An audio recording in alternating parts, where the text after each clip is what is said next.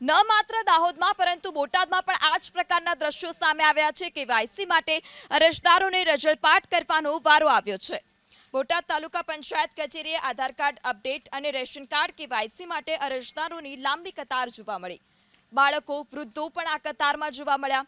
અરજદારોએ રોષ વ્યક્ત કર્યો કે અહીં કોઈ પણ પ્રકારની વ્યવસ્થા નથી. ન તો અધિકારીઓ સમયસર આવે છે, ન તો તેઓ સમયસર કામ કરી રહ્યા છે.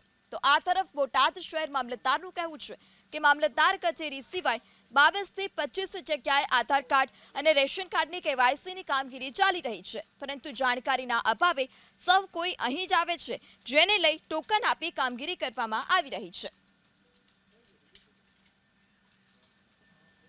ન માત્ર દાહોદમાં પરંતુ બોટાદમાં પણ આ જ પ્રકારના દ્રશ્યો સામે આવ્યા છે. કેવાયસી માટે અરજદારોને રજળપાટ કરવાનો વારો આવ્યો છે. બોટાદ તાલુકા પંચાયત કચેરીએ આધાર કાર્ડ અપડેટ અને રેશન કાર્ડ કેવાયસી માટે અરજદારોની લાંબી કતાર જોવા મળી. બાળકો, વૃદ્ધો પણ આ કતારમાં જોવા મળ્યા. અરજદારોએ રોષ વ્યક્ત કર્યો કે અહીં કોઈ પણ પ્રકારની વ્યવસ્થા નથી. ન તો અધિકારીઓ સમયસર આવે છે, ન તો તેઓ સમયસર કામ કરી રહ્યા છે. તો આ તરફ બોટાદ શહેર મામલતદારનું કહેવું છે કે મામલતદાર કચેરી સિવાય 22 થી 25 જગ્યાએ આધાર કાર્ડ અને રેશન કાર્ડની કેવાયસીની કામગીરી ચાલી રહી છે, પરંતુ જાણકારીના અભાવે સૌ કોઈ અહીં જ આવે છે, જેને લઈ ટોકન આપી કામગીરી કરવામાં આવી રહી છે.